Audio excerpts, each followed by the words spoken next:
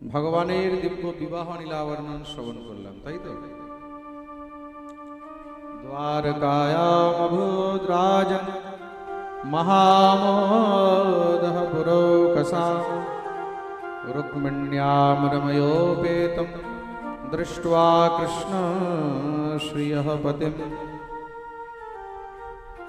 ভগবান শ্রীপতি, ভগবান রুক্মিণীপতি দ্বারকাধীশ ভগবানের দিব্য মহারাজ বিবাহ লীলা শ্রী সুখদেব প্রভু বর্ণন করেছেন। বলিয়ে রুক্মিণী রমণ ভগবান কি জয়। সবাই মিলে ভগবানের বিবাহ লীলার দিব্য আনন্দ উপভোগ করলেন। শ্রী সুখদেব প্রভু বলছেন, ভগবতী রুক্মিণীর গর্ভ হইতে ভগবানের প্রথম সন্তানের জন্ম হল। এই সন্তানকে কামস্তু বাসুদেবাংশো দগ্ধঃ প্রাকৃদ্রমন্যনা দেহোপপত্তয়ে ভূয়স্তমেব প্রত্যপদ্যত। স্বয়ং কামদেব ভগবানের অংশ হইতে পুত্র রূপে জন্মগ্রহণ করেছে। নাম হলো প্রদ্যুম্ন। কি নাম? প্রদ্যুম্ন। বলিয়ে প্রদ্যুম্নজি মহারাজ কি জয়। প্রদ্যুম্ন ইতি বিখ্যাতঃ সর্বতো নবমো পিতুঃ। এই প্রদ্যুম্নের হাতে সম্বরাসুর নামক অসুরের মৃত্যু লেখা ছিল। সুতরাং সেই অসুর কি করেছে? রাত্রির অন্ধকারে দ্বারকার মধ্যে প্রবিষ্ট হয়ে ছদ্মবেশ ধারণ করে প্রদ্যুম্নকে হরণ করে মারার জন্য যখন নিয়ে গেছে, রাস্তায় দেবর্ষী নারদ তাকে বাধিত করলেন। শিশু হত্যা করে কোনো লাভ নেই, শুধু তুমি অপকীর্তি পাবে, তার জন্য এটাকে সমুদ্রে ভাসিয়ে দাও। সেই অসুর সঙ্গে সঙ্গে সমুদ্রে সেই শিশুকে ফেলে দিল। সেই শিশুকে এক বিশাল বড় মৎস্য গ্রাস করে নিয়েছে, খেয়ে নিয়েছে। সেই মৎস্যকে আবার জেলেরা ধরে বিক্রি করতে নিয়ে গেছে কোথায়? সেই সম্বরাসুরের রাজ্যে। আর সম্বরাসুরের এখানে সেই মৎস্যকে যখন বিক্রয় করেছে, সম্বরাসুর সেই মৎস্যকে নিজের রন্ধনশালায় রান্নার জন্য পাঠিয়েছে। তার এখানে তো বিশাল রন্ধনশালা, সেখানে মহারাজ পাঠিয়েছে। সেই মৎস্যকে যখনই কেটেছে, সেখানে রন্ধনের কাজ করছেন ভগবতী মায়াবতী। এই মায়াবতী যখনই কেটেছে, কাটতেই ভিতর থেকে মহারাজ সেই সুন্দর দিব্য ভব্য সেই বাচ্চাকে যখন পেয়েছে, সঙ্গে সঙ্গে সেই বাচ্চাকে বুকে জড়িয়ে ধরেছে। সেই বাচ্চা লালন পালন আরম্ভ করলেন। 1 বছরের মধ্যে সেই মায়াবতী নিজের মায়াবী বিদ্যা দ্বারা রসায়ন বিদ্যার প্রয়োগ করে তাকে 16 বছরের একদম যুবক বানিয়ে দিয়েছে। প্রেম সে বলো। প্রদ্যুম্ন যখন 16 বছরের যুবক হয়ে গেছেন, তিনি দেখলেন যে এতদিন পর্যন্ত যিনি মায়ের মতন সেবা করছিলেন, এখন তিনি প্রেমিকার মতন, কামিনীর মতন ব্যবহার করছেন। কি ব্যাপার? একটা স্ত্রী যখন কোনো পুরুষকে স্পর্শ করে, তা তার স্পর্শের অনুভূতিতে বোঝা যায় যে তার মনের ভাব কেমন। বা একটা পুরুষ যখন কোনো নারীকে স্পর্শ করে, তা সেই স্পর্শের অনুভূতিতেই বোঝা যায় যে তার মনের ভাব কেমন। প্রেম সে বলো। তা দীর্ঘদিন ধরে যখন মহারাজ একই রকম সেই ভাব দেখতে পেলেন, তখন গিয়ে মনের মধ্যে সংশয় হল। মনে সংশয় হয়েছে, তার জন্য তিনি প্রশ্ন করলেন, দেবী তামাহ ভগবান কাশ্মীর মাতস্তে মতিরন্যথা মাতৃভাবং অতিক্রম্য বর্তসে কামিনী। এতদিন পর্যন্ত আপনি মাতৃভাব নিয়ে আমার সেবা করেছিলেন, এখন হঠাৎ করে দেখছি বর্তসে কামিনী যথা, এখন আপনি কামিনীর মতন ব্যবহার করছেন। আপনার ব্যবহারের মধ্যে এমন পার্থক্য হলো কেন?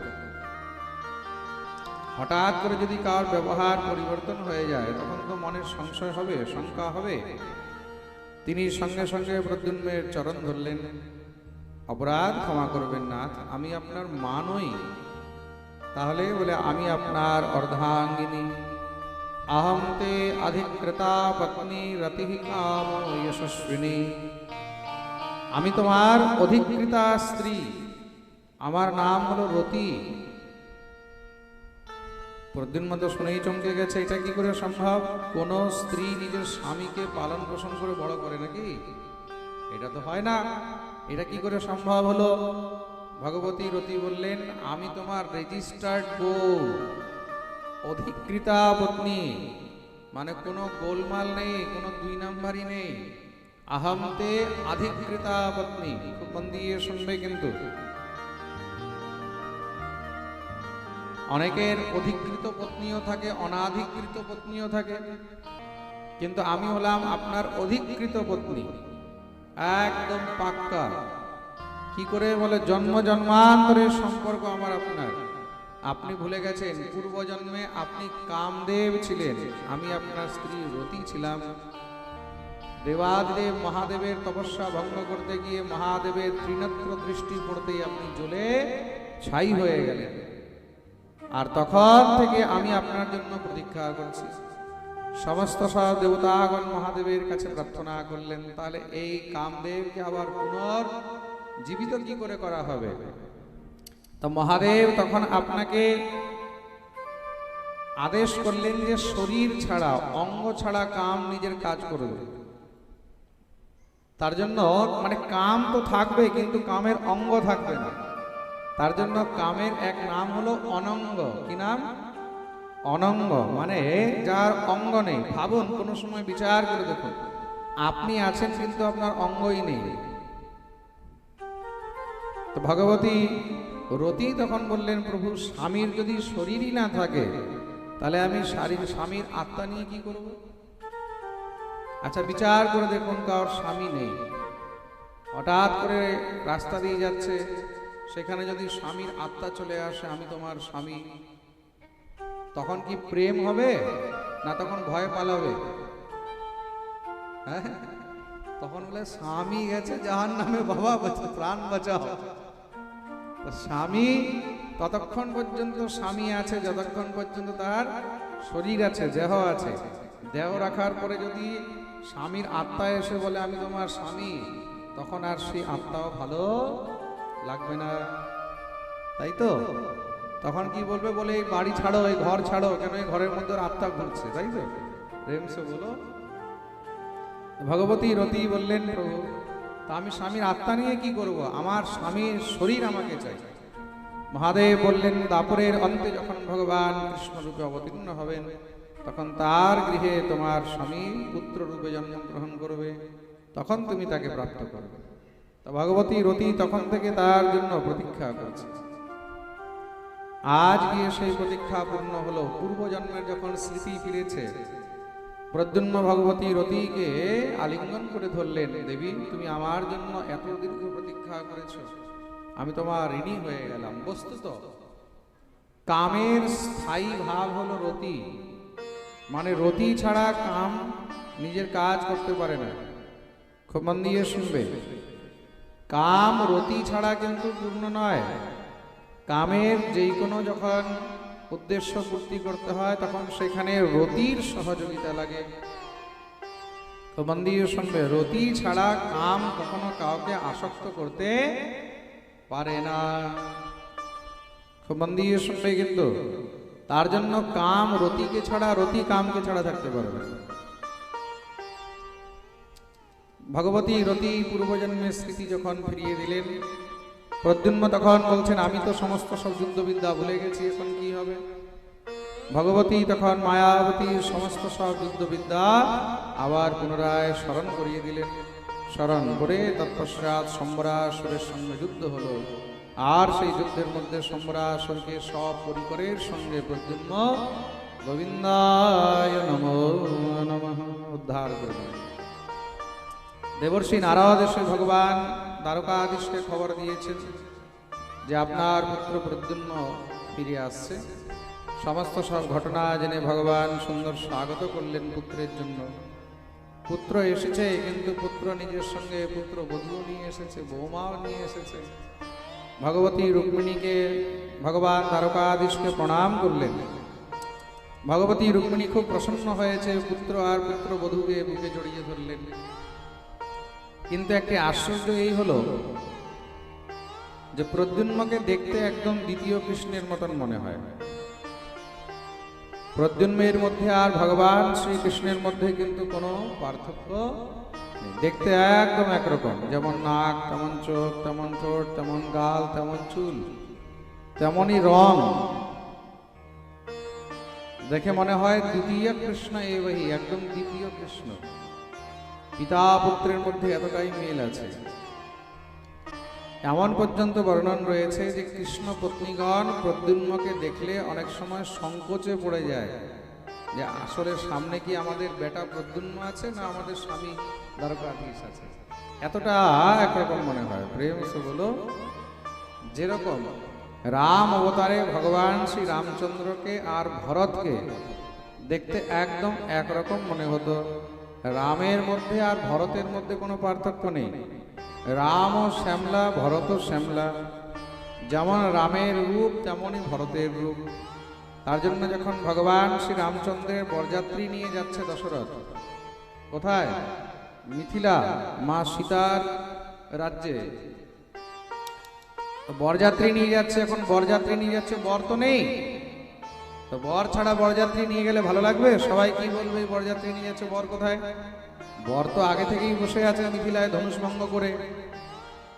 তার জন্য তখন দশরথ কি করলেন, রথের মধ্যে বরের জায়গায় ভরতকে বসিয়ে দিয়েছে। কাকে বসিয়ে দিয়েছে? ভরতকে। কেন? ভরতকে আর রামকে দেখতে একদম একরকম।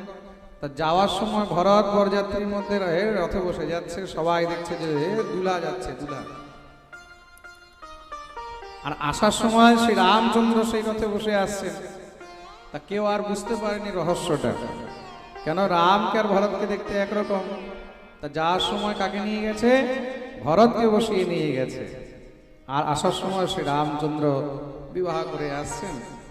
তা রাম আর ভরত দেখতে একদম একরকম, একদম। প্রেম সে বলো। এই প্রকার প্রদ্যুম্নের জন্ম বৃত্তান্ত বর্ণন শ্রবণ করিয়েছেন। পরীক্ষিত প্রশ্ন করলেন, বলে শুনেছি ভগবানের অন্যান্য আরো অনেক বিবাহ হয়েছিল। বলে হ্যাঁ, আমি সেই বিবাহগুলোর একটু বর্ণন শুনতে চাই। শ্রী সুখদেব প্রভু বললেন, খুব মন দিয়ে শুনবে রাজা।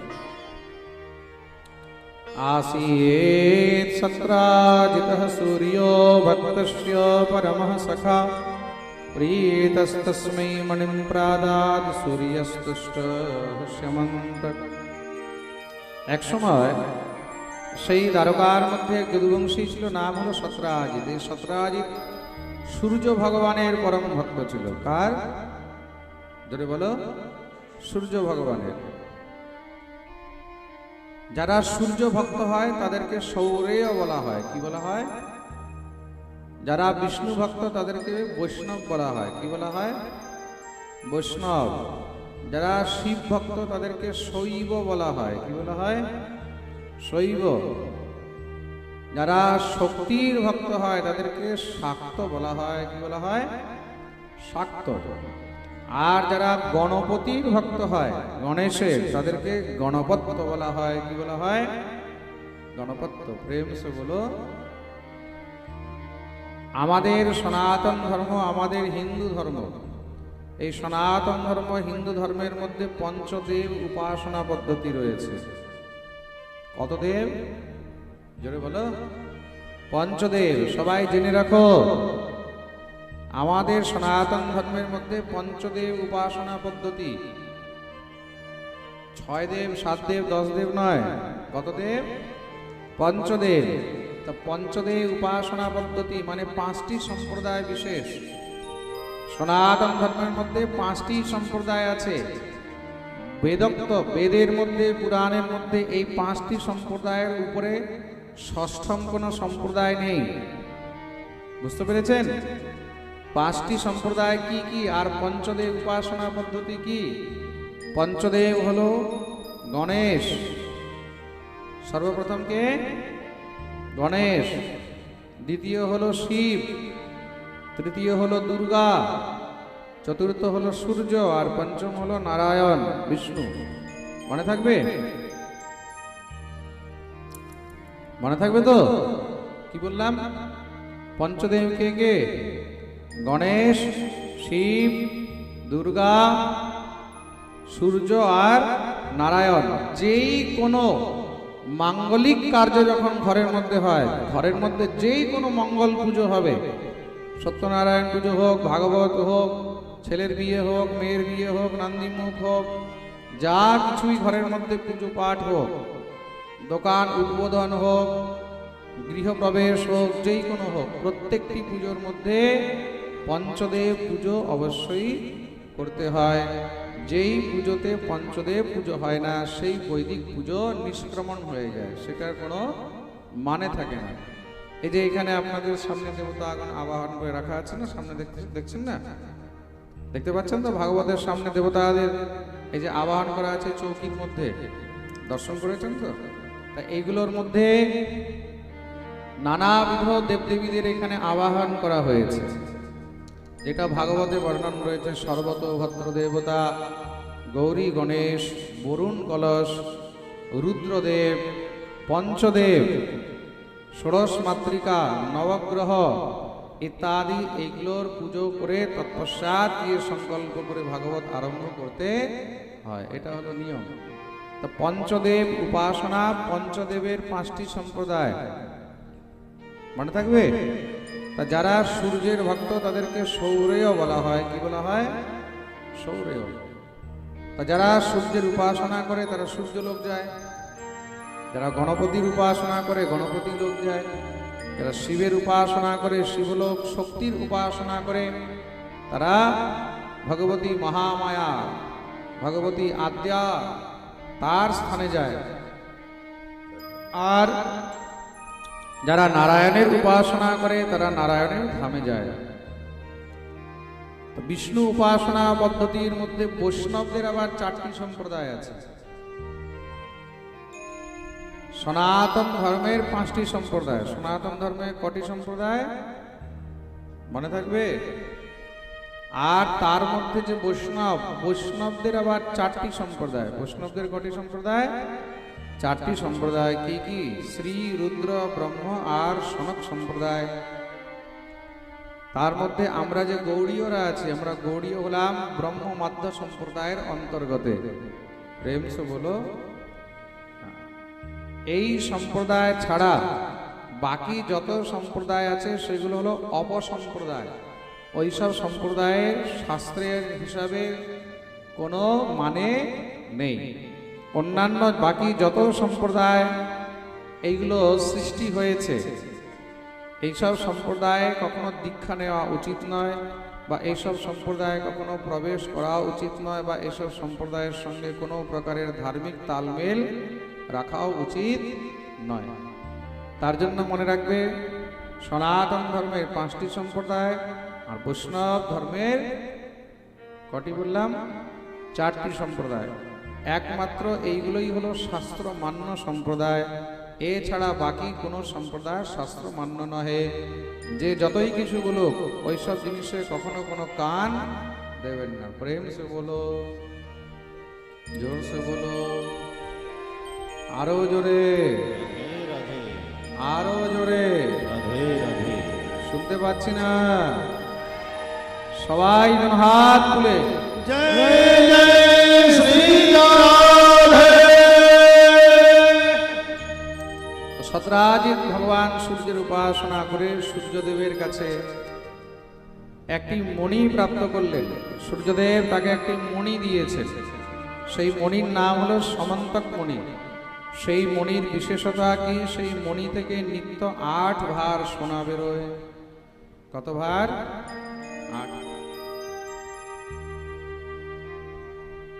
দেখতে দেখতে সত্রাজিৎ খুব ধনবান হয়ে গেছে, খুব অর্থ সম্পত্তি, বিশাল ঘর বাড়ি। মহারাজ কারোর কাছে যদি নিত্য 8 ভার সোনা হয়, তাহলে তো আর মহারাজ তার কি অবস্থা হবে বিচার করে দেখো। ভগবান দ্বারকাধীশ যখন জানতে পারলেন খুব অর্থবান সত্রাজিৎ হঠাৎ করে হয়েছে, তাকে ডাকালেন। সত্রাজিৎ ভগবানের কাছে এসেছে, সেই মণিটাকে আবার গলার মধ্যে ধারণ করে এসেছে। ভগবান তাকে সুন্দর আসন দিয়ে বসালেন। কি ব্যাপার, আজকাল তোমার খুব চর্চা শুনছি সত্রাজিৎ? বলে, প্রভু সব আপনার কৃপা। তুমি এত সুন্দর ঘর বাড়ি বানালে, একবার নিমন্ত্রণ করলে না? সত্রাজিৎ বলছে, আমি বুঝে গেছি প্রভু, আপনি কি বলতে চান। এই অর্থ সম্পত্তি যা কিছু দেখছেন, এগুলো সব সূর্যদেবের কৃপা। সূর্যদেবের উপাসনা করে আমি মণি প্রাপ্ত করেছি, যার ফলস্বরূপ তার থেকে নিত্য 8 ভার স্বর্ণ বেরোয়। সেই কারণেই আমি এত ধনবান হতে পেরেছি। ভগবান দেখলেন এটা তো ব্যক্তিগত সম্পত্তি, এখানে আর কিছু বলা যাবে না। কেন? হঠাৎ করে কেউ যদি অর্থবান হয়, তখন তার উপরে সরকারের দৃষ্টি পড়ে, তাই তো? এত টাকা এত পয়সা কোথা থেকে আসলো? যদি 1 নম্বরের হয় তাহলে ট্যাক্স কোথায়? আর যদি 2 নম্বরের হয় তাহলে বলে ঢালো জেল মে। প্রেম সে বলো। ভগবান সত্রাজিৎকে বললেন, সত্রাজিৎ, তুমি তো এতদিনে খুব অর্থ সম্পত্তি সঞ্চয় করেছো, একটা কাজ করো, এই মণিটা তুমি রাজকোষে দান করে দাও। রাজকোষে দান করে দিলে তাহলে রাজকোষে ভান্ডার ভরা থাকবে, প্রজার সেবায় সবসময় কাজে লাগবে। সত্রাজিৎ বলছে, প্রভু, পরিশ্রম আমি করলাম আর মজা সবাই নেবে, এটা সম্ভব না। ভগবান বললেন, দেখো, এই সংসারে নিজের প্রয়োজনের অতিরিক্ত যদি ভগবান তোমাকে দিয়েছে, তার মানে সেটা জীব আর জগতের সেবার জন্য দিয়েছে, এটা মনে রাখবে। আর নিজে একা উপভোগ করার অপেক্ষা 10 জনকে দিয়ে খেলে আরো বেশি আনন্দ হয়। প্রেম সে বলো। তো মন দিয়ে শুনবে। কিন্তু আমি মালকানগিরি এসেছি পাঠে, অনেক ভক্তরা আমার সঙ্গে দেখা করতে এসেছে। তো অনেক ভক্তরা যখন দেখা করতে আসে, একজন ভক্ত বলছে, মহারাজজি, আমি 6-7 বছর ধরে আপনার পাঠ শুনছি, খুব মনে ইচ্ছা ছিল আপনার সঙ্গে দেখা করার। সে বৃন্দাবনেও গেছে, আমার সঙ্গে দেখা হয়নি। অনেক সময় ভাবতো কি করে দেখা হবে, কি করে দেখা হবে। তো বলছে, আপনি পাঠে যখন বললেন আমি মালকানগিরি যাব পাঠ করতে, তখনই আমি বুঝে গেছি মালকানগিরি আসবে মানে মহারাজজি গোস্বামী বাড়িতেই আসবে। আমি বললাম, আচ্ছা কি করে বুঝলে? বলে, আমি এতটুকু জানি, বৃন্দাবন থেকে মহারাজজিকে এখানে আনতে পারলে গোস্বামী বাড়িতেই আনতে পারবে, বাকি অন্য জায়গায় আনতে পারবে কিনা গ্যারান্টি নেই। তার জন্য আমি সঙ্গে সঙ্গে এখানে এসে কন্ট্যাক্ট করেছি, শুনলাম যে হ্যাঁ আপনি এখানেই আসছেন। তার মানে কি? এই কথাটা অর্থ দেখুন কত বড় দেখা যায়। গোস্বামী বাড়িতে আনতে পারবে, তার মানে কি? মালকানগিরির মধ্যে আমি তো যা দেখছি, এক থেকে এক বড় বড় অর্থপতি পড়ে আছে এখানে, আছে তো? এমন এমন এখানে পয়সাওয়ালা আছে যারা গোস্বামীদেরকেও কিনে রাখতে পারবে, আছে তো? কিন্তু সবার মধ্যে সেই ভক্তি, সেই ভাবনা তো নেই। ঠিক বলছি কিনা? আমি 7 দিনের মধ্যে তো দেখলাম এখানে মালকানগিরিতে 1 থেকে 1 পয়সাওয়ালা আছে, 1 থেকে 1 অর্থপতি আছে, বাঙালি আছে।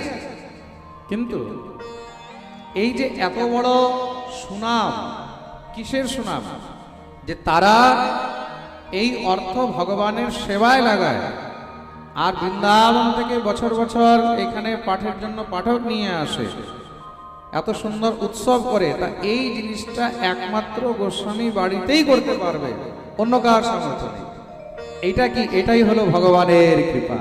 আর এই কৃপা যেন এই পরিবারের উপরে বংশ পরম্পরায় জীবনভর হয়ে থাকে, আমি 2 হাত তুলে আশীর্বাদ করি।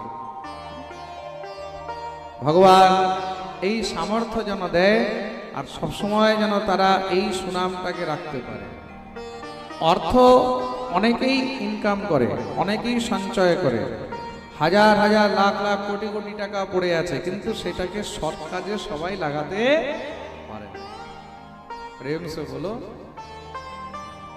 এই অর্থ সৎকর্মে লাগানো, সৎ কাজে লাগানো, এটাই হলো কিন্তু ভগবানের অশেষ কৃপা। তো ভগবান এটা সত্রাজিৎকে বোঝাচ্ছেন যে একা উপভোগ না করে 10 জনকে নিয়ে আনন্দ উপভোগ করাটাই বেশি শ্রেষ্ঠ। কিন্তু অভিমানের কারণে সত্রাজিৎ ভগবানের কথাও শোনেননি। তো মন দিয়ে শুনবে, অভিমানের কারণে সত্রাজিৎ ভগবানেরও কথা শোনেন। সত্রাজিৎ বললেন, প্রভু ঠিক আছে আপনি বললেন আমি শুনলাম, কিন্তু আমি মণি দিতে পারবো না। ভগবান তখন সত্রাজিৎকে বললেন, দেখো সময় কিন্তু খুব খারাপ, মণি সামলিয়ে রেখো।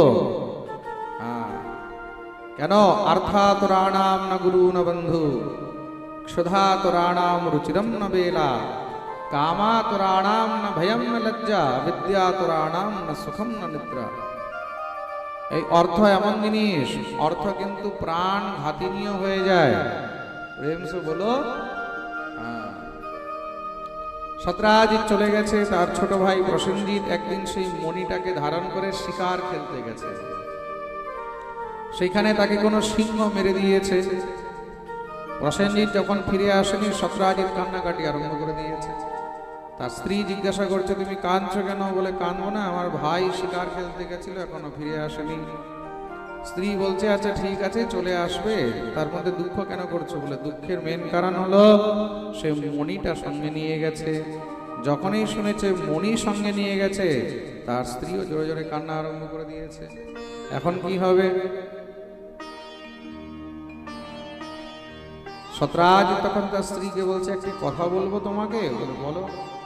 তুমি কিন্তু কাউকে বলো না।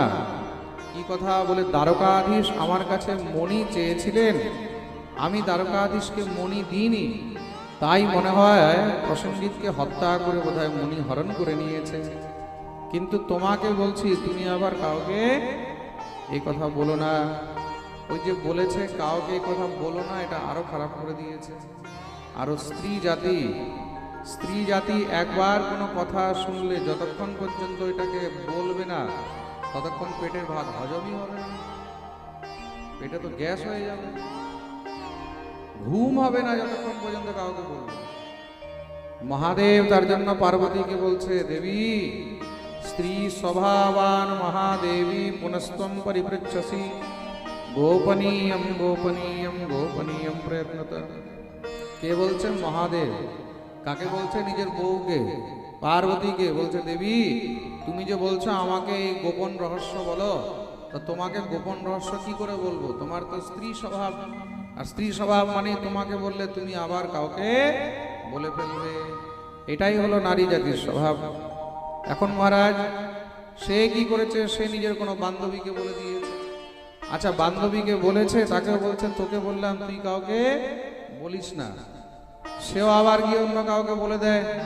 আর যাকে বলছে তাকে বলছে, জানিস প্রসেনজিৎকে না দ্বারকাধীশ কৃষ্ণ মেরে মণি হরণ করে নিয়েছে, কিন্তু তোকে বলছি তুই কাউকে বলিস না। ওই কাউকে বলিস না বলতে বলতে পুরো মারা দ্বারকায় খবর ছড়িয়ে গেছে। প্রেম সে বলো। আর চারদিকে খবর ছড়িয়ে গেছে, আর যে যাকে বলে শুধু একটি কথা বলে, তোকে বলছি তুই কাউকে বলিস না। আচ্ছা যে শোনে সেও বলে, তুই বল বল বল, চিন্তা নেই, তোর দিব্যি আমি কাউকে বলবো না। এই প্রকার মহারাজ পুরো দ্বারকায় খবর ছড়িয়ে গেছে। ভগবান দ্বারকাধীশের কাছে যখন এই খবর এসেছে, দেখুন পুরো দ্বারকায় কিন্তু ভগবানের নিন্দা ছড়িয়ে গেছে, চারদিকে সব নিন্দা করছে। দেখো দ্বারকাধীশ এরকম করে হত্যা করে দিল, মণি হরণ করে নিয়েছে, এমনিতে কত ভালো লোক, কত সাধু লোক হয়ে থাকে, আর কিরকম কিরকম কাজ করে। তার মানে কি এই সংসারে মানুষ নিন্দা করতে ভগবানকেও ছাড়ে। তোমরা কি মনে করছো তোমাদেরকে ছেড়ে যাবে? এই সংসারে মানুষ ভগবানকেও নিন্দা করতে ছাড়েনি, একটুখানি চান্স চাই বাস। প্রেম সে বলো। তার জন্য কেউ যদি নিন্দা করে তখন মনে দুঃখ করবে না, চিন্তা করবে না। কেন? जब तक जिंदा है तब तक निंदा है, जिस दिन मर जाओगे उस दिन कोई पूछेगा भी नहीं। मरने के बाद कौन पूछेगा? कोई पूछेगा? तो जब तक जिंदा हो तब तक निंदा है। তো ভগবানকে সংসারের মধ্যে মানুষ ছাড়েনি, মা সীতাকেও ছাড়েনি, ছেড়েছে? মা সীতার পর্যন্ত নিন্দা করেছে। প্রেম সে বলো। ভগবান দেখলেন এ তো এখন চারদিকে কলঙ্ক লেগে গেল। ভগবান তখন নিজের সঙ্গে নারায়ণী সেনা নিয়ে প্রসেনজিৎকে খুঁজতে বেরিয়েছেন।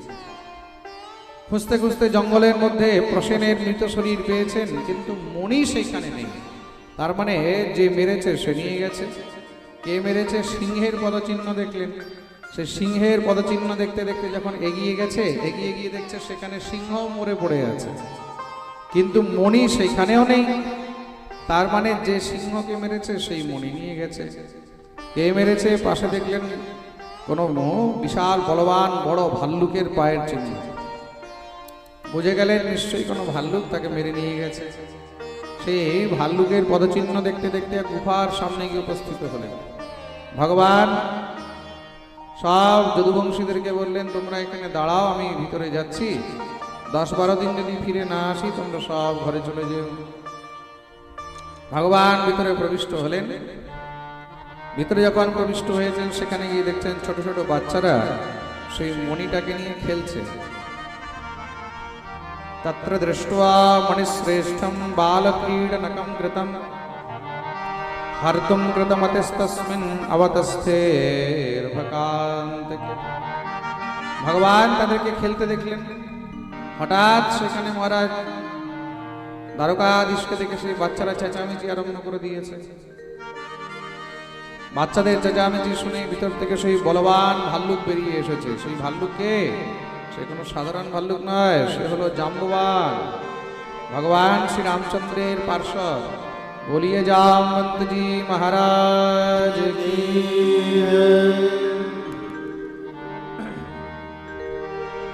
তো মহারাজ জাম্ববান যখনই বেরিয়ে এসেছেন দ্বারকাধীশকে দেখেই সঙ্গে সঙ্গে গর্জনা করে উঠলেন, তুমি কি এখানে মরতে এসেছো? ভগবান বললেন, ভাই না মরতে এসেছি না মারতে এসেছি। এই মণিটার জন্য আমার কপালে কলঙ্ক লেগে গেছে, কৃপা করে এই মণিটা আমাকে দিয়ে দাও, আমি তোমার চিরঋণী হয়ে থাকবো। জাম্ববান বললেন, দেখো এই মণি অত সহজে তো পাওয়া যাবে না, আমি এক বলবান সিংহকে মেরে তখন গিয়ে প্রাপ্ত করেছি, তুমি আমাকে যুদ্ধে পরাস্ত করো, মণি নিয়ে যাও। ভগবান বললেন, ঠিক আছে তাই হোক। দুজনার মধ্যে দ্বন্দ্বযুদ্ধ আরম্ভ হয়ে গেল। দেখতে দেখতে 10-12 দিন যখন পেরিয়েছে, সেই যদুবংশীরা সব কাঁদতে কাঁদতে ফিরে চলে গেলেন। শ্রী সুখদেব প্রভু বলছেন, দেখেছো রাজন, এই হলো যদুবংশীদের প্রেম। ভগবান বললেন 10-12 দিন না আসলে চলে যাবে, কেউ আর সামর্থ্য জোটায়নি যে ভিতরে গিয়ে দেখি বা অপেক্ষা করি যে ঠাকুর আসবে। আর সেই দেখো ব্রজবাসীদের প্রেম, ভগবান বলেছেন আমি আসবো, কবে আসবো তার ঠিক নেই, কিন্তু আজও ব্রজবাসীরা সেই বিশ্বাস আর আশার সঙ্গে বসে আছে যে গোবিন্দ আসবে। তার জন্য ব্রজবাসীদের প্রেমকে সংসারের মধ্যে শ্রেষ্ঠ প্রেম বলা হয়েছে। ব্রজবাসীদের প্রেমের কিন্তু কোনো তুলনা। প্রেম সে বলো। দেখতে দেখতে 27 দিন হয়ে গেল। 28 দিনের দিন ভগবান জাম্ববানকে ধরে এমন আছাড় মেরেছে, জাম্ববানের শরীর একদম নস ঢিলা হয়ে গেছে। যখনই ঠাকুরের চরণে পড়েছে, চরণগুলো দেখেই তো কাঁদতে লেগেছে। আহা, এই চরণ তো সাধারণ চরণ নয়, এই চরণ আমার ঠাকুরের চরণ। সঙ্গে সঙ্গে ভগবানের স্তুতি আরম্ভ করে দিলেন। জানে ত্বাম সর্বভূতানাং প্রাণ ওজঃ সহো বলম বিষ্ণুম পুরাণ পুরুষম প্রভ বিষ্ণু মধীশ্বরম। জানে ত্বাম সর্বভূতানাং, আমি জানি, আমি বুঝে গেছি যে তুমি হলে স্বয়ং ভগবান, তুমি আমার ঠাকুর, তুমি বিষ্ণু, তুমি নারায়ণ, তুমি শ্রীরাম। ভগবান বললেন, জাম্ববান বুঝতে পারলে, কিন্তু এতদিন পরে? জাম্ববান বলছেন, প্রভু অনেক বড় অপরাধ হয়ে গেছে, আমি তোমার সঙ্গে যুদ্ধ করব। সেবক হয়ে স্বামীর উপরে হাত তুলেছি। ভগবান বললেন, না না না, আজকে তোমার পূর্বের ইচ্ছা আজকে পূর্ণ করলাম। মনে পড়েছে তো? বলে হ্যাঁ প্রভু মনে পড়েছে। সেই রাম অবতারে সবজি বানাচ্ছে, সবজির ঘ্রাণটা পুরো এদিকে আসছে।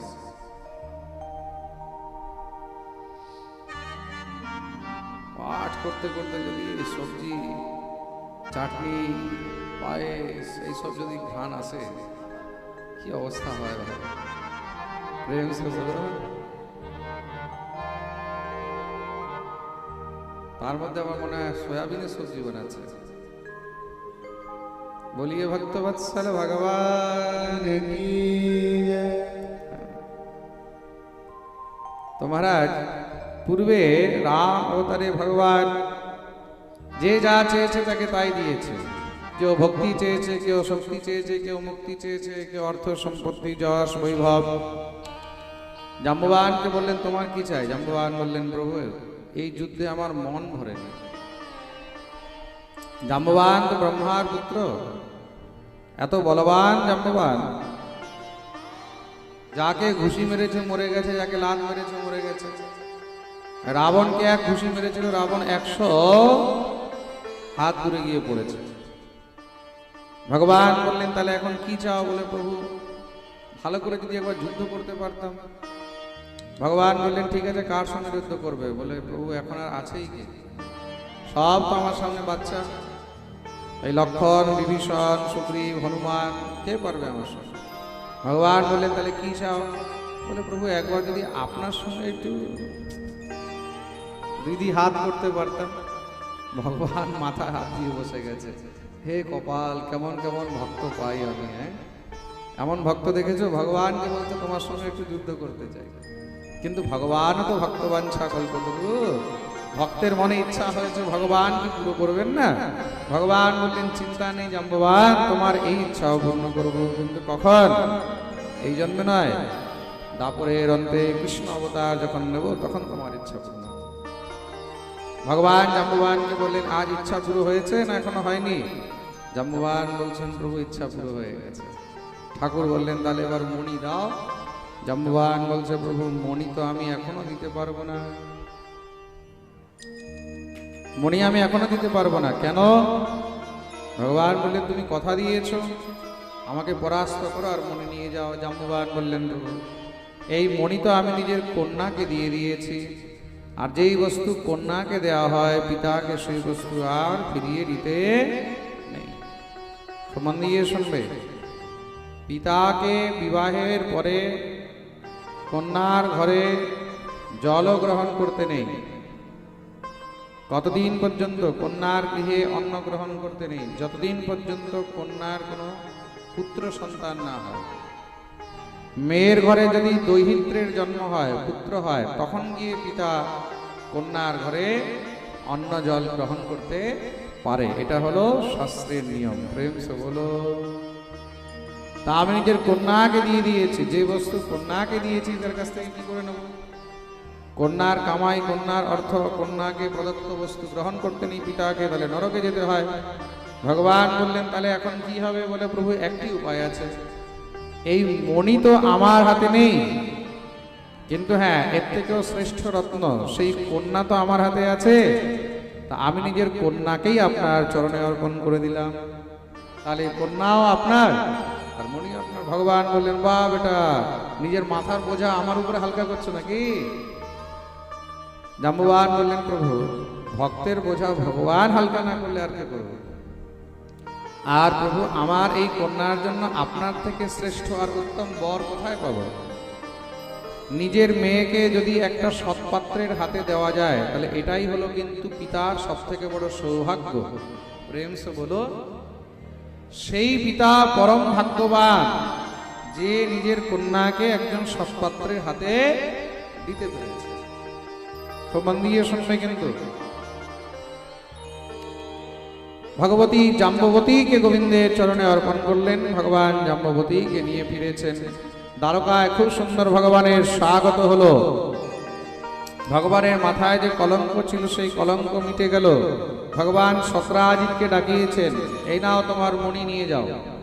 বলিয়ে জাম্বতী রমণ ভগবান। সত্রাজিৎ লজ্জিত হয়ে বললেন প্রভু এই মণি আর আমি রাখবো না, এটা আপনি রাখুন। ভগবান বললেন না না না, এই কলঙ্কিত বস্তু আমি আর নিজের কাছে রাখি? কলঙ্কিত বস্তু কখনো কাছে রাখতে নেই। ভগবান বললেন তোমার জিনিস তুমি নিয়ে যাও। সত্রাজিৎ লজ্জিত হয়ে গেছেন, প্রভু আমাকে ক্ষমা করুন। ভগবান বললেন যাও তোমাকে ক্ষমা করলাম। তাহলে প্রভু আমি প্রায়শ্চিত্ত করতে চাই কি? বলে এই রত্ন তো আপনি গ্রহণ করলেন না, আমি এর থেকেও শ্রেষ্ঠ রত্ন আপনাকে দিতে চাই কি? সেটা হলো আমার কন্যা রত্ন। সত্রাজিতের কন্যা ভগবতী সত্যভামা। সত্যভামা পরম সুন্দরী। তৎকালীন সমস্ত রাজকন্যাদের মধ্যে সত্যভামা অত্যন্ত সুন্দরী কন্যা। সত্যভামাকে যখন ভগবানকে বললেন যে আমার কন্যাকে আমি আপনার শ্রীহস্তে অর্পণ করতে চাই, তখন গিয়ে ভগবান মনে মনে ভগবতী রুক্মিণীকে জিজ্ঞাসা করছেন, দেবী বলো কি করা যায়। ভগবতী রুক্মিণী বলছেন, প্রভু যখন 2 নম্বরেরটা এনেছিলেন তখন জিজ্ঞাসা করেছিলেন, 2 নম্বরেরটা আনার সময় তো জিজ্ঞাসা করেননি যে কি করবো, এখন 3 নম্বরেরটা আসছে, এখন জিজ্ঞাসা করছো কি করব। আমরা 2 বোন আছি, 3 হয়ে যাবো আর কি। প্রেম সে বলো। সত্যভামার সঙ্গে ভগবানের বিবাহ হলো। বলিয়ে সত্যভামা রমণ ভগবান কি।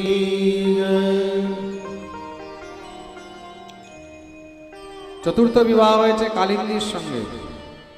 পঞ্চম হলো মিত্রবৃন্দা, ষষ্ঠম নাগনজিতি, সপ্তম হলো ভদ্রা, অষ্টম হলো লক্ষণা। এই 8 হলো ভগবানের অষ্টপটরানী।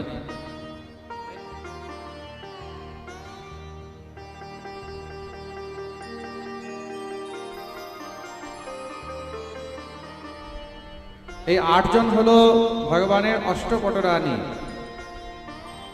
পরীক্ষিত প্রশ্ন করলেন বলে শুনেছি ভগবানের আরো অন্যান্য অনেক বিবাহ হয়েছে।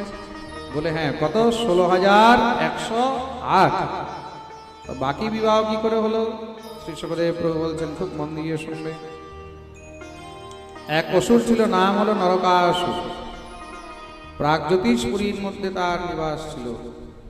সে কি করেছে, ছোট ছোট রাজাদের যে কন্যাগণ, সে রাজকন্যাদেরকে হরণ করে বন্দী করে রেখেছে। সংকল্প করেছে 1 লক্ষ রাজকুমারী একত্র হবে, তখন তাদের সঙ্গে বিবাহ করবে। 16,000 রাজকুমারী তার এখানে বন্দী আছে। আর তার অত্যাচার এত বেড়ে গেছে, দেবতাগণ ভগবানের কাছে এসে সবাই মিলে প্রার্থনা করলেন, প্রভু এর অত্যাচার থেকে আমাদেরকে মুক্ত করুন। ভগবান যখনই জানতে পারলেন সে কন্যাদেরকে তাদের ইচ্ছার বিরুদ্ধে নিজের কাছে বন্দী বানিয়ে রেখেছে, ভগবান আরো ক্রুদ্ধ হয়ে গেলেন। কেন? শাস্ত্রসম্মত এই সংসারে যদি কেউ কোনো নারীকে তার ইচ্ছার বিরুদ্ধে নিজের কাছে জোর জবরদস্তি রাখে, তাহলে তাকে বধ করে দিলেও কোনো দোষ নেই। খুব মন দিয়ে শুনবে। ভগবান শ্রীকৃষ্ণ এই সূত্রে বানররাজ বালিকে বধ করেছিলেন। বালি ভগবানের কাছে প্রশ্ন করেছিল, প্রভু আমি তো আপনার কোনো ক্ষতি করিনি, আমার তো আপনার সঙ্গে কোনো শত্রুতা নেই, তাহলে আপনি আমাকে কেন মারলেন? এটা কিন্তু প্রশ্ন করেছে ভগবানের কাছে বালি। বস্তুত বালির সঙ্গে তো ভগবানের কোনো শত্রুতা ছিল না, কোনো লেনাদেনা ছিল না। তা বালি বললেন, প্রভু मैं बैरी सुग्रीव प्यारा, मैं बैरी सुग्रीव प्यारा, मैं बैरी सुग्रीव प्यारा, मैं बैरी सुग्रीव प्यारा, मैं बैरी सुग्रीव प्यारा, मैं बैरी सुग्रीव प्यारा। कारण कवन नाथ मोहि मारा, कारण कवन नाथ मोहि मारा, कारण कवन नाथ मोहि मारा, कारण कवन नाथ मोहि मारा, मैं बैरी सुग्रीव प्यारा, मैं बैरी सुग्रीव प्यारा, मैं बैरी सुग्रीव प्यारा। এটা বালির বচন রামায়ণের মধ্যে, मैं बैरी सुग्रीव प्यारा। হে প্রভু আমি শত্রু হয়ে গেলাম আর সুগ্রীব তোমার প্রিয় হয়ে গেল, তোমার জন্য তো সবাই সমান, তা কারণ কবন নাথ মুহি মারা, কোন কারণে আপনি আমাকে মারলেন? ভগবান তখন বালিকে সঙ্গে সঙ্গে ফটকার লাগিয়ে দিয়েছেন, নির্লজ্জ, কোন মুখে তুমি এই কথা বলছো? ছোট ভাইয়ের স্ত্রীকে, ছোট ভাইয়ের বউকে জবরদস্তি হরণ করে নিজের কাছে রেখে তুমি তাকে ভোগ করছো, আর বলছো যে আমি কি দোষ করেছি? আমি হলাম রাজা, রাজার কারোর সঙ্গে শত্রুতা থাকে না। রাজার কারোর সঙ্গে শত্রুতা থাকে, কিন্তু যদি কেউ কুপথগামী হয়, যদি কেউ দুরাচার করে, তখন রাজার কর্তব্য কি? তাকে দণ্ড দিতে হবে। তা তুমি কুপথগামী হয়ে গেছো, তুমি দণ্ডের অধিকারী। তুমি নিজের ছোট ভাইকে জবর নিজের কাছে রেখে ভোগ করছো, এটাই হলো তোমার সব থেকে বড় পাপ। তার জন্যই আজকে আমি তোমাকে বধ। প্রেম সে বলো, তো মন দিয়ে শুনবে। তার জন্য ভগবান ক্রুদ্ধ হয়ে নরকাসুরকে মারার জন্য সঙ্গে সঙ্গে মহারাজ উপস্থিত হয়েছে। ভগবতী সত্যভামা বললেন, প্রভু আমিও তোমার সঙ্গে যাব। ভগবান বললেন, তুমি কি করবে? বলে আমিও ওই দুষ্টকে মারব। ভগবান বললেন, খুব ভালো কথা, তাহলে চলো সঙ্গে। দুই স্বামী স্ত্রী মিলে মহারাজ বেরিয়েছেন যুদ্ধ করতে। কোন সেনা নেই, কোনো সৈন্য নেই, আর এই দুইজন মিলেই ভগবান শ্রীকৃষ্ণ যুদ্ধ করছেন আর ভগবতী সত্যভামা যুদ্ধ করছেন। তার মানে কি, আগেকার দিনে নারীরাও কিন্তু সমস্ত বিদ্যায় পারঙ্গত ছিল। তো মন দিয়ে শুনবে, যেরকম পুরুষদেরকে সমস্ত বিদ্যা শেখানো হতো, তদ্রূপ নারীদের জন্য শিক্ষা কেন্দ্র ছিল, নারীদেরকেও শিক্ষা দেওয়া হতো। শিক্ষা বলতে কেমন শিক্ষা? সাধারণ নয়, শাস্ত্র গ্রন্থ, বেদ, উপনিষদ ইত্যাদির শিক্ষা তো দেওয়া হতো, তার সঙ্গে তাদেরকে শস্ত্র শিক্ষাও দেওয়া হতো। প্রেম সে বলো। ভগবতী সত্যভামাও যুদ্ধ করছেন, ভগবানও যুদ্ধ করছেন। এক সময় তো এমন এসেছে, সত্যভামা যুদ্ধ করছে আর ভগবান বসে সত্যভামার দিকে তাকিয়ে শুধু দেখছে। কেন? ভগবান প্রথমবার কোন স্ত্রীকে এইভাবে যুদ্ধ করতে দেখলেন, আর তার মধ্যেও নিজের বউকে। তো ভগবান চুপচাপ বসে দেখছেন, সত্যভামা যুদ্ধ করছে। প্রেম সে বলো। সেই যুদ্ধের মধ্যে ভগবান নরকাসুরের উদ্ধার করে দিলেন, তার গোবিন্দায় নমো নমঃ। নরকাসুর উদ্ধার করে সেই রাজকন্যাদেরকে মুক্ত করেছেন। ভগবতী পৃথিবী প্রকট হলেন, ভগবতী ভূমি প্রকট হয়ে ভগবানের স্তুতি করলেন। ভগবান পৃথিবীকে বললেন, দেবী তোমার পুত্রকে আমি মেরে দিলাম, কোনো কষ্ট হয়নি তো? ওহো, তার মানে কি? তার মানে এই নরকাসুর ভগবতী ভূমির পুত্র ছিল। কার পুত্র ছিল? ভূমি। তা ভগবতী ভূমি কি উত্তর দিয়েছে দেখুন। ভূমি বলছে, প্রভু বাপ বেটাকে মেরেছে, মায়ের কিসের কষ্ট? পরীক্ষিত তো আরো মহারাজ চিন্তায় পড়ে গেছে, এই কি প্রভু, এটা ভগবানেরই পুত্র ছিল? বলে হ্যাঁ। ভগবান যখন বরাহ অবতার নিয়েছেন, বরাহ অবতার নিয়ে ভগবতী পৃথিবীর রক্ষা করলেন, সেই সময় বরাহ ভগবানের অংশ থেকে ভগবতীর পৃথিবীর গর্ভে সন্তান হয়, নাম হলো ভৌম, ভৌমাসুর। আর বাল্যকাল থেকে অসুরদের সঙ্গে থাকার কারণে তার মধ্যে আসুরিক সমস্ত সব লক্ষণ চলে আসে, তাই তার নাম হলো নরকাসুর। তো ভগবান দেখিয়ে দিলেন যে ভগবান হলেন নির্মোহী, তার কারোর প্রতি কোনো মোহ নেই। নিজের সন্তানও যদি দুষ্ট হয়, ভগবান তাকেও কিন্তু ছাড়েন না। ভগবান তার উদ্ধার করলেন, ভগবতী পৃথিবীর হৃদয়কে শান্ত করলেন। রাজকুমারীদেরকে বললেন, যাও তোমরা নিজের নিজের গৃহে যাও। তত্র রাজন্যকন্যানাম ষটসহস্রাধিকায়তাম ভৌমাহতানাম বিক্রম্য রাজভ্যো দদৃশে হরি। ভগবান বললেন, যাও নিজের নিজের গৃহে। সেই সমস্ত রাজকন্যাগণ ভগবানের চরণে পড়ে কাঁদতে লেগেছেন। বলে, প্রভু কোথায় যাব? যাও কহাं त्यजी चरण तुम्हारे, जाओ कहाँ त्यजी चरण तुम्हारे, जाओ कहां त्यजी चरण तुम्हारे, जाओ कहाँ त्यजी কোথায় যাব তোমার চরণ ছেড়ে গোবিন্দ? যেখানেই যাব সেখানেই তো আমাদের নিন্দা হবে, সেখানে সবাই আমাদেরকে কুদৃষ্টি দিয়ে দেখবে। তার জন্য প্রভু আমাদেরকে তুমি নিজের চরণে রাখো, আমরা তোমার চরণের দাসী হয়ে থাকতে চাই। দ্বারকায় তুমি যদি বলো আমরা ঝাড়ু লাগাবো, আমরা মোছা লাগাবো, তুমি যা বলবে তাই করবে, কিন্তু আমাদেরকে তুমি ছেড়ো না, নিজের চরণে স্থান দাও। ভগবান দেখলেন যদি আমি ছেড়ে দিই তাহলে এদেরকে কে ধরবে? যার কেউ নেই তার তবু ঠাকুর আছে, আর ঠাকুর যদি কাউকে ছেড়ে দেয় তাকে কে গ্রহণ করবে? তো ভগবান বললেন চিন্তা নেই, আমি আছি। সবাইকে নিয়ে ভগবান চলে গেলেন, মহারাজ দ্বারকায় উপস্থিত হলেন। দ্বারকায় সেদিন তো মহারাজ শুভ মুহূর্ত দেখে अथो मुहूर्तम एकस्मिन् नानागारेषु ताः स्त्रियाः यथोपयेम भगवास्तावद्रूपधरोऽव्ययः।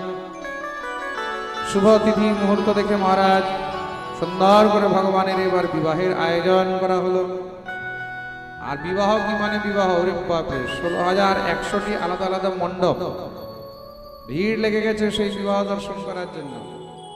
আর যেই মণ্ডপে যাও সেখানে বধূ আলাদা আলাদা, কিন্তু বর একই।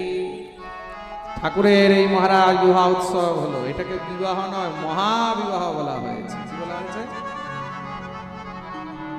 ভগবানের খুব সুন্দর মহারাজ বিবাহ উৎসব হয়েছে। ঠাকুরকে দেখতে এত সুন্দর লাগছে, সবাই খুব সুন্দর ঠাকুরের বিবাহের আনন্দ করলেন। আসুন আমরা একটু ঠাকুরের বিবাহের আনন্দ করে দিই, তাই না? बोलिए द्वारकाधीश की मेरे सरकार का दीदार बड़ा प्यारा है, प्यारा है, प्यारा है, प्यारा है। कृष्ण मेरा प्यारा गोविंद बड़ा प्यारा, कृष्ण बड़ा प्यारा, गोविंद बड़ा प्यारा है। कृष्ण बड़ा प्यारा गोविंद बड़ा प्यारा है, कृष्ण बड़ा प्यारा, गोविंद बड़ा प्यारा है। मेरे सरकार का दीदार बड़ा प्यारा है, मेरे सरकार का दीदार बड़ा प्यारा है, प्यारा है, प्यारा है। कृष्ण मेरा प्यारा गोविंद बड़ा प्यारा है, कृष्ण बड़ा प्यारा, गोविंद बड़ा प्यारा है। এইভাবে নয়, হাত তুলে তালি শোনান।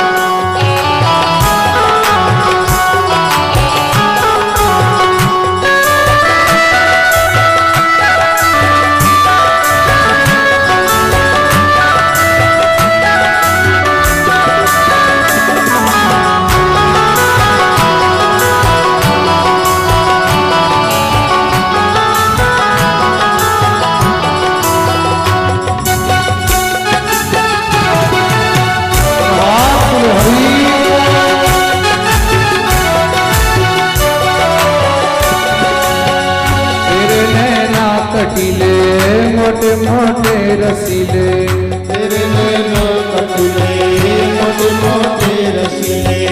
दिल को छीन लिया तेरी सुंदर हंसी ने, दिल को छीन लिया तेरी शानर हंसी ने।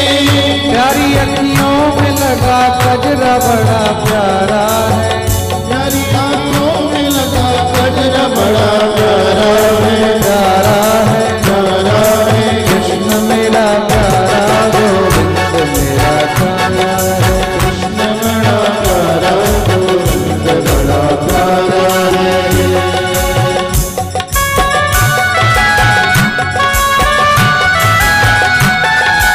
नारायण हरि लाल की।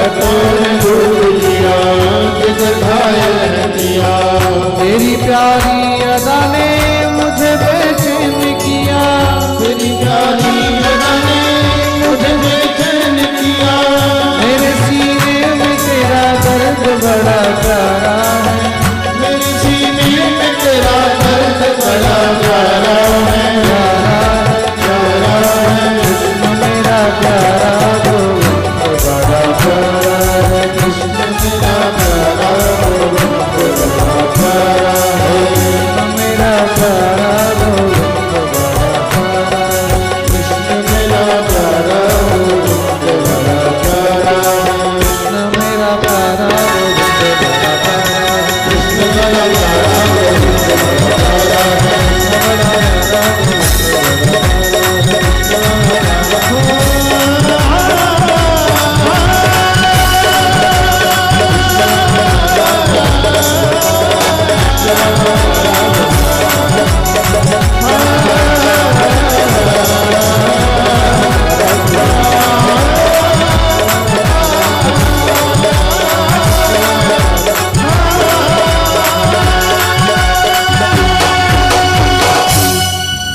बोलिए द्वारिकाधीश की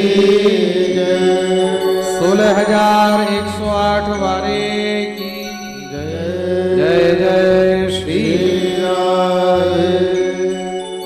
এই প্রকার ভগবানের দিব্য মহারাজ বিবাহ উৎসবের বর্ণন করলেন ভগবানের সন্ততি বর্ণন করেছেন ভগবানের সন্তান কত হয়েছে একৈক সস্তাহ কৃষ্ণস্য পুত্রান দশ দশাবলাহ আজি জনন নবমান পিতু সর্বাত্ম সম্পদা প্রত্যেকটি রানীর গর্ভ থেকে 10টি করে পুত্র হয়েছে ভগবানের কতটি আর একটি কন্যা হয়েছে দেখতে দেখতে তাদের যে সন্তান এসব বাড়তে বাড়তে 56 কোটি যদুবংশী হয়ে গেছে কত হয়ে গেছে 56 কোটি ভগবানের পুত্র ছিলেন প্রদ্যুম্ন তার পুত্র হলেন অনিরুদ্ধ অনিরুদ্ধের বিবাহ হয়েছে বাণাসুরের কন্যা উষার সঙ্গে পরীক্ষিত শুনেই প্রশ্ন করলেন প্রভু এরা যদুবংশী আর ওরা অসুর তা যদুবংশীদের বাচ্চার বিয়ে অসুর কন্যার সঙ্গে কি করে হয় শ্রী শুকদেব প্রভু বললেন খুব মন দিয়ে শুনবে খুব সুন্দর প্রসঙ্গ এটা